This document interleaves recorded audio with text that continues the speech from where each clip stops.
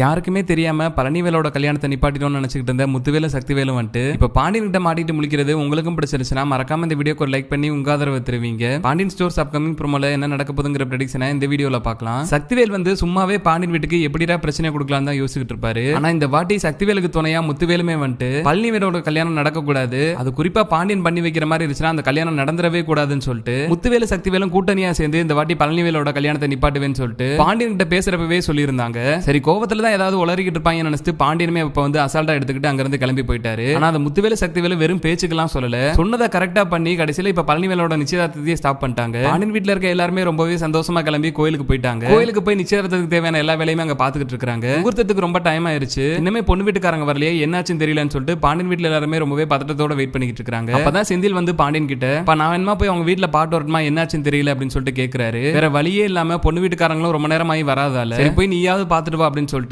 செந்திலையும் சரவணனையும் வந்து பாண்டியன் அனுப்பிச்சு வைக்கிறாரு. ரெண்டு பேரும் போய் பொண்ணு வீட்டுல பார்த்தோம்னா பொண்ணு வீட்டுல யாருமே கிளம்பாம அப்படியே வீட்டுல உட்கார்ந்து இருக்காங்க. என்னாச்சுங்க, என்ன நீங்க கிளம்பலையா? அங்க எல்லாருமே உங்களுக்காக வெயிட் பண்ணிக்கிட்டு இருக்காங்க, வேகமா கிளம்பி வாங்க அப்படின்னு சொல்லிட்டு செந்தில சரவணனும் கூப்பிட்டு இருக்கிறப்பதான் பொண்ணு வீட்டுக்காரங்க வந்துட்டு எங்களுக்கு இந்த நிச்சயதார்த்தத்துல விருப்பமே இல்ல, பழனியை எங்களுக்கு சுத்தமா பிடிக்கவே இல்ல, மளிகை கடையில பொட்டலம் போட்டு இருக்கிற பையனுக்குலாம் எங்க பொண்ணை கொடுக்க முடியாது அப்படின்னு சொல்லிட்டு ஏதோ இப்பதான் புதுசா பழனி வந்துட்டு மளிகை கடையில வேலை பார்க்குற விஷயம் உங்களுக்கு தெரிஞ்ச மாதிரி சம்பந்தமே இல்லாம இந்த டைம்ல வந்துட்டு எங்களுக்கு பொண்ணு உங்க குடும்பத்துல கொடுக்கறதுக்கு விருப்பம் இல்லைன்னு சொல்லி பொண்ணு வீட்டுக்காரங்க சொல்லிடுறாங்க. எங்க இவ்வளவு தூரம் பேசி முடிச்சாச்சு, உங்களுக்காக எல்லா வேலையுமே ரெடி பண்ணி வச்சாச்சு, நிச்சயதார்த்தம் நடக்க போது ஊர்க்காரங்க எல்லாருமே வந்துட்டாங்க, எல்லாருமே உங்களுக்காக காத்துக்கிட்டு இருக்காங்க, இந்நேரத்துல வந்து இப்படி விருப்பம் இல்லைன்னு சொல்றீங்க, இதை முன்னாடியே நீங்க சொல்லியிருந்திருக்கலாம் அப்படின்னு சொல்லிட்டு செந்திலும் சரவணனும் வந்துட்டு மாறி மாறி கொஸ்டின் கேட்க ஆரம்பிச்சிட்டாங்க. எங்களுக்கு அப்ப உங்க குடும்பத்தை பத்தின எல்லா விஷயமுமே தெரியல, இப்பதான் எங்களுக்கு உங்க குடும்பத்தை பத்தின எல்லா விஷயமே தெரிஞ்சு, நல்ல வேலை முன்கூட்டியே தெரிஞ்சிருச்சு, நிச்சயதார்த்தத்தை நிப்பாட்டியாச்சு, இது மட்டும் தெரியாம நாங்க எங்க பொண்ணை கொடுத்திருந்தோம்னா எங்க பொண்ணோட வாழ்க்கை என்ன இருக்கும் அப்படின்னு சொல்லிட்டு பொண்ணு வீட்டுக்காரங்க என்ன பேசுறாங்கன்னு செந்தில் சரவணன் ரெண்டு பேருக்குமே புரியல. அப்பவே வந்து செந்தில் சுதாரிச்சுக்கிறாரு, கண்டிப்பா நம்ம குடும்பத்தை பத்தி தப்பு தப்பா யாரோ வந்துட்டு பொண்ணு வீட்டுல சொல்லி வச்சிருக்காங்க, அதனாலதான் பொண்ணு வீட்டுக்காரங்க பயந்துகிட்டு இந்த நிச்சயதார்த்தத்துக்கு வராம இங்க இருக்காங்கிறது செந்திலுக்கு நல்லாவே தெரிஞ்சிருது. உடனே செந்திலும் வந்து இந்த விஷயத்தை பாண்டியன்கிட்ட போன் பண்ணி சொல்லிடுறாரு. உடனே அங்க இருந்து கிளம்புற செந்திலும் சரவணனும் வந்துட்டு பொண்ணு வீட்டுக்காரங்களுக்கு இந்த நிச்சயதார்த்தத்துல விருப்பம் இல்லைன்னு சொல்லிட்டாங்க, அவங்க பொண்ணை நம்ம குடும்பத்துல கொடுக்க மாட்டேன்னு சொல்லிட்டாங்க அப்படின்னு சொல்லிட்டு பாண்டியன்கிட்ட வந்து என்ன நடந்துச்சுங்கிற எல்லா விஷயத்தையுமே சொல்லிடுறாங்க.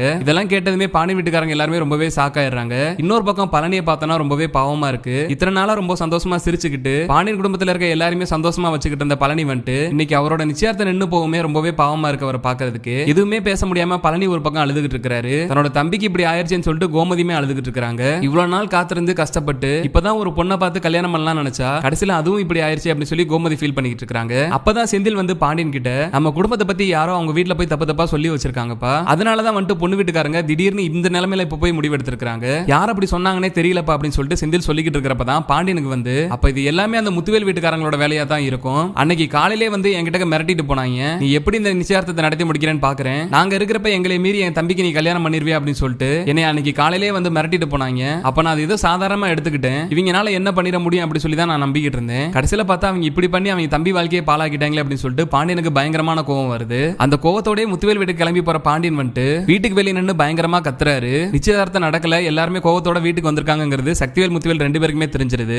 பரவாயில்ல நம்ம போய் சொன்னது நல்லதா போச்சு, எப்படியே இந்த நிச்சயதார்த்தம் நடக்காம போயிருச்சு அப்படின்னு சொல்லிட்டு முத்துவேல சக்திவேலும் பயங்கரமா சந்தோஷப்பட்டு இருக்காங்க. அப்ப ஊர்க்காரங்க எல்லாரும் முன்னாடியே பாண்டியன் வந்துட்டு இந்த பழனிவேலோட அன்னைங்க ரெண்டு பேரும் சேர்ந்து தான் பொண்ணு வீட்டுல போய் பழனியை பத்தியும் எங்க குடும்பத்தை பத்தியும் தப்பு தப்பா சொல்லி இந்த நிச்சயதார்த்தத்தை நிப்பாட்டி இருக்காங்க, பழனியோட நிச்சயதார்த்தம் தடப்பட்டு போனதுக்கு வேற யாருமே காரணம் கிடையாது, இவங்க அன்னைங்க ரெண்டு பேரும் தான் காரணம் அப்படின்னு சொல்லிட்டு ஒட்டுமொத்த ஊர்க்காரங்க முன்னாடியே பாண்டியன் வந்து எல்லா உண்மையுமே உடைச்சறாரு. இதெல்லாம் கேட்டதுமே ஊர்க்காரங்க எல்லாருமே சேர்ந்து எப்ப கூட பிறந்த தம்பிக்கு தானே நிச்சயதார்த்தம் நடக்குது, நீங்க வரதான் இல்ல, பாண்டியன் தான் அந்த நிச்சயதார்த்தத்தை எடுத்து பண்ணிக்கிட்டு இருக்கிறாப்லனா அதுக்கெல்லாம் ஒரு தாராள மனசு வேணும், அந்த பெருந்தன்மையை நீங்க பாராட்ட கூட வேண்டாம், உன் தம்பிக்கு தானே நிச்சயதார்த்தம் நடக்குது, அதை போய் அப்படி நிப்பாட்டுவீங்க அப்படின்னு சொல்லிட்டு ஊர்க்காரங்க எல்லாருமே வந்து முத்துவேலி சக்திவேலையும் பயங்கரமா திட்டுறாங்க. ஒட்டுமொத்த ஊர்க்காரங்க முன்னாடியுமே முத்துவேலி சக்திவேலும் அவமானப்பட்டு தலை குனிஞ்சு நின்னுட்டு இருக்காங்க. நம்ம நினைச்சபடி பழனிவேலோட கல்யாணத்தை நிப்பாட்டியாச்சு, பாண்டியனை அசிங்கப்படுத்தலாம் நினைச்சா கடைசியில ஊர்க்காரங்க முன்னாடி நம்ம அவமானப்பட்டு நின்னுட்டு இருக்கிறோமே அப்படின்னு சொல்லிட்டு முத்துவேல் சக்திவேல்னால எதுவுமே பேச முடியாம தலை குனிஞ்சு தான் நின்னுட்டு இருக்காங்க. இன்னொரு பக்கம் அந்த நிச்சயதார்த்தத்தை எப்படியே நடத்தே ஆகணும் அப்படின்னு சொல்லிட்டு கதிராஜி வந்து பொண்ணு வீட்டுக்கு கிளம்பி போறாங்க. பொண்ணு வீட்டுக்கு கிளம்பி போறப்பதான் வந்துட்டு பொண்ணோட அம்மா அப்பா ரெண்டு பேருமே வந்துட்டு கதிராஜி கிட்ட பேசவே மாட்டாங்க.